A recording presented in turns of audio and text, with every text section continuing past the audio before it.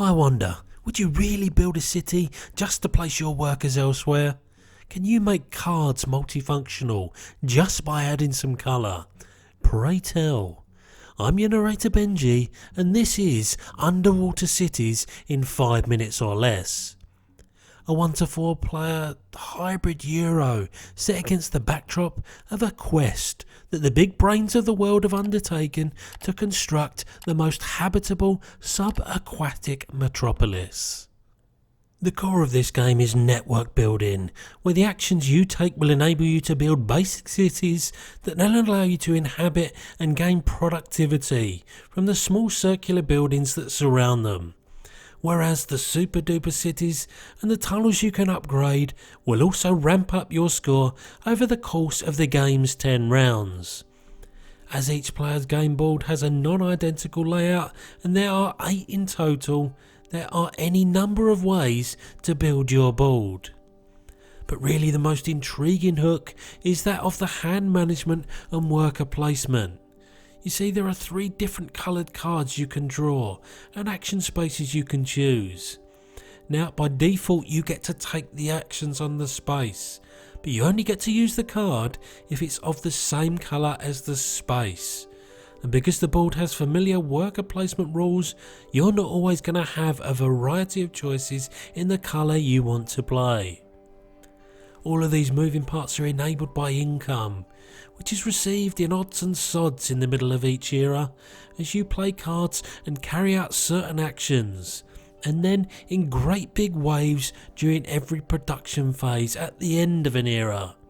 And you'll need said resources to expand or upgrade your city as you go, with this all culminating in a considerable number of disparate ways you'll be counting up your points come the end of the game. So why might you like it?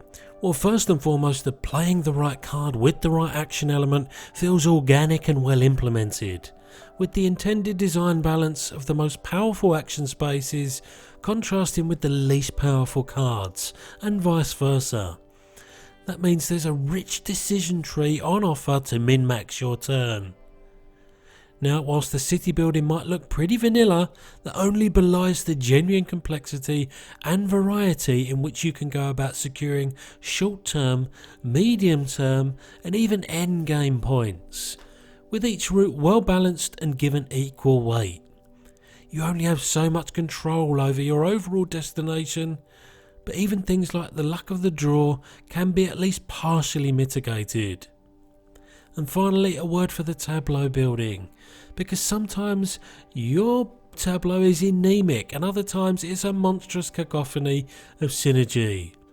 That's because the 5 or so different types of cards you can play might have instant effects, or actions you can only take once per era. Production phase cards and end of game cards are here too, highlighting once more the varied nature of each time at the table. But why might you not like it? Well, pacing is less than ideal. That's not to say that there's a player count that can't be enjoyable, just that your number of workers are the same throughout, and with the shrinking of available options as the round progresses, rubbing up against the more complex than usual worker placement elements, you may find there's a little bit too much in the way of snooze time here.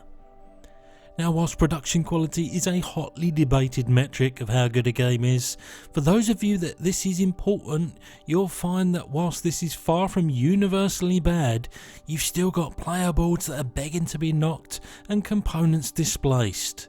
And whilst there's a lot in the box, it's all just thrown in bags for you to add to your setup time.